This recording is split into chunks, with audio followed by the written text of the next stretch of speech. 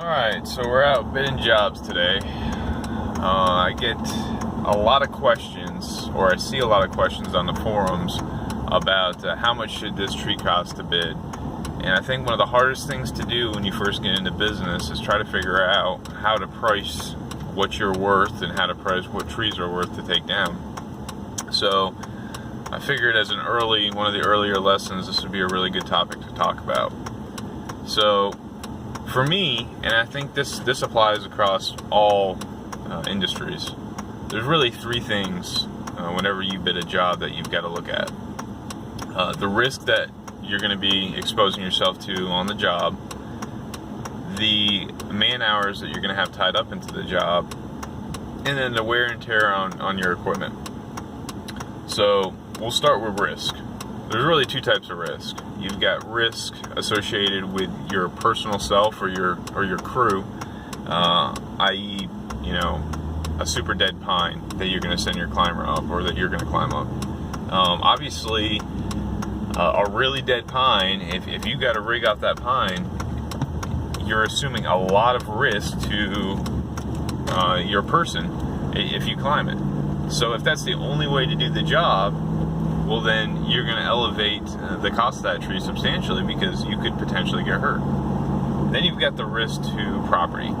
So whether we want to admit it or not, in the tree world, there's always the potential that we're going to, that a tree will have rot in it and it'll go in the wrong direction, or that when you're cutting a limb off, the limb's going to take a bad bounce and punch through somebody's fence. There's always those unknowns, and I don't care how good you are, I don't care how good you think you are, there is the potential that that's going to happen. And if you don't figure that into your bids, at some point in time it's going to bite you, and you're going to end up paying. Most businesses, when you don't figure in risk in the equation of the price, in the long term aren't going to survive. So the next thing is man hours. This is pretty cut and dry. If you're a professional, you should be able to go up to a property and you should be able to take a look and get a rough estimation of how much time it's going to take, man hours wise. Because remember, when you price a job, you're not pricing it just how many days it's going to take. You're pricing it on man hours because you're carrying payroll. Maybe you're not carrying payroll. If you're not carrying payroll, that means that you're going to be the only one out there, so that will translate directly into days. That's really just a 1 + 1 = 2 equation. How many man hours you think it's going to take, and figure out what your costs are associated with each man hour, and then you've got to add in profit. So once you figure out that equation, then you know what you've got to charge per man hour. And then the last thing that you always figure in whenever you're doing estimates is wear and tear on equipment. So when you're first starting out, you don't have a ton of equipment. You've got a couple chainsaws, maybe you've got a truck, maybe you've got a trailer. So the wear and tear on equipment's not that great. A chainsaw will last forever unless you crush it. The trucks, that's probably going to be your highest time, or your greatest piece of equipment that you're going to have to dump money into. So a lot of people don't think about that, but let's look at what the government considers the cost of ownership per mile for a vehicle.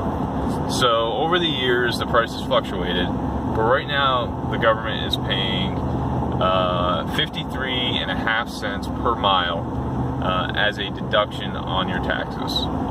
So you're going to say, well, that's taxes. That has nothing to do with the cost of ownership. But basically what the government's done is they've broken down what the cost of ownership is on a vehicle, and they've equated that to cost per mile, and that's what they're paying for. And the fact of the matter is, you'll make a little bit of money on mileage, but really that mileage is just going to cover the wear and tear on your vehicle. So the reason I talk about that is because ultimately you have got to price in the replacement cost of your vehicles over time, or your equipment over time. So for me, I figure I've got to buy new saws every 2 years. I've got to buy my loaders. Right now I've got 2 loaders. I've got one backup and I got one primary. I figure I've got to replace those every 5 to 7 years. My lifts, I've got to replace those every 7 to 10 years. You've got to have an idea of how often you're going to have to replace them, and then you've got to price in a little bit of money into each estimate to be able to cover the cost of replacing that equipment. Because once that equipment goes down, then your production goes down, or you come to a standstill. So if you don't price that stuff in, then there's no way that you're going to be able to sustain yourself 10, 15 years down the road. So that's pretty much it, man. You go up to a job, you take a look at it, and you assess the rate. The first thing I always do is I take a look at, okay, can I drop this tree without having to do anything else? What are the obstacles around the house? Once I've assessed those two things, I automatically have assessed my risk. Risk generally will change a bid. For example, say I've got a 100-foot oak out in the middle of an open field. Well, there is no risk associated with that. I don't have to worry about hitting anything. I don't have to worry about myself because I'm just going to drop that tree. So 100-foot full-growth oak, full cleanup, logs, brush, raking, all that, stump grinding, you're probably looking at, somewhere between $1,000, $1,500, right? That's about average where I'm at. You take that same exact tree though, and you put it up against a house where you've got primaries on one side, you've got the house on the other, and I've got about a 20 by 20 foot drop zone that I can speed line limbs into, right? Well, now that tree turns out to be a $2,500 or $3,000 tree because the man hours are substantially greater, the risk is substantially greater, and it's going to require a lot more wear and tear on equipment. I'm going to be using ropes, I'm going to be using just a lot more stuff that's going to wear out. So that kind of gives you an idea of how I price. That's in the tree world. The same goes for if you're doing lawns. Lawns are pretty much man hours and wear and tear on equipment. You're not accepting a lot of risk. But if you're picking up commercial contracts, then you need to figure that, because when you start reading those contracts, you're accepting a ton of liability. Any commercial job I've ever done, I have to accept a lot more liability than I really want to. Construction, you've got tons of risks, liability risks, you've got personal risks. So it doesn't matter what field you're in, those three things should always formulate what your price is going to be for any given job.